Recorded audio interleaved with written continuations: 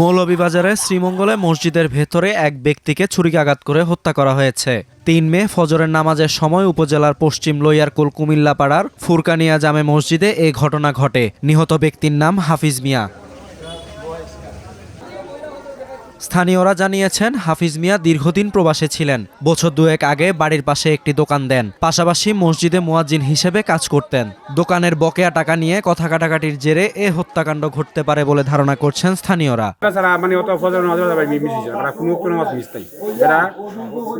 আমাদের শহীদ নামাজ পড়ছে এবং আজান বা আহামত দিছে, এই ধরনের মানুষ ছিল বেচারা, খুব নিরিবিলি আছে, যায় যায় আমার কোনো জড়িত থাকতে পারে। নমাজ পড়তে হয়েছে আজ বেটাকে যাবো মারি দিয়েছে, আমরা দেখছি।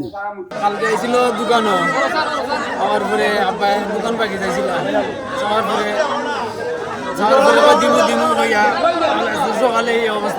পুলিশ জানিয়েছে, নিহতের শরীরে ধারালো ছুরির আঘাত পাওয়া গেছে। এ ঘটনায় সন্দেহভাজন হিসেবে জসিম নামের এক ব্যক্তিকে আটক করা হয়েছে। ফজরের জামাত 5টায় শুরু হয়েছে, উনি আরেকজন সহ বাহার মিয়া সহ এই দুজনই ফজরের নামাজ পড়তেছিলেন।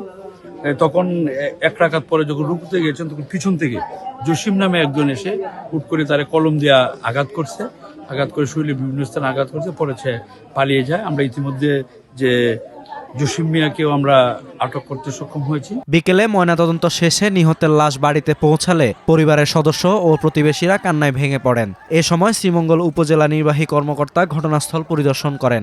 দৃঢ়ভাবে আপনাদের আশ্বস্ত করতে চাই, এই ঘটনার সর্বোচ্চ ন্যায় বিচার নিশ্চিত যে ধরনের পদক্ষেপ নেওয়া দরকার প্রশাসনের পক্ষ থেকে সেই ধরনের পদক্ষেপ নেওয়া হবে। পাশাপাশি ব্যক্তি যারা আছেন ভুক্তভোগী পরিবার, তাদের যে কোনো প্রয়োজন তারা যদি মনে করে, আমরা প্রশাসনের পক্ষ থেকে সর্বোচ্চভাবে তাদের পাশে থাকবো। এদিন ফুরকানিয়া জামে মসজিদে আসরের নামাজ শেষে হাফিজ মিয়ার নামাজে জানাজা অনুষ্ঠিত হয়। পরে কুমিল্লাপাড়া কবরস্থানে দাফন করা হয় তাকে।